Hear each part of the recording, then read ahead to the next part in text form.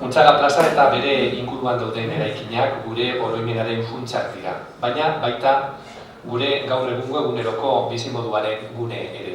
Gaur egun ezagutzen dugun plaza, historian zehar hainbat modutan deitua, ez da bakarrik bertatik pasatzeko edo egoteko leku bat, hiriaren bihotza da. Liburu honek Untzaga plaza beste ikuspegi batetik begiratzera gonbidatu nahi du irakurlea. Denboran zehar, bidaia bat egitea, lanaren izenburuak berak adierazten duen bezala, 19. mendearen amaieran hasi eta 2010 arte. Ilusio handia egiten dit liburu bikain honen aurkezpenean parte hartzeak, ez bakarrik ikerlariak egindako lanaren emaitza goraipagarria delako, baizik eta gainera eibartarrek gehien maite eta estimatzen duten tokietako bat delako gure hiriko, gure Eibarko leku emblematiko bat, gure historiako une garrantzitsuenen lekuko izina.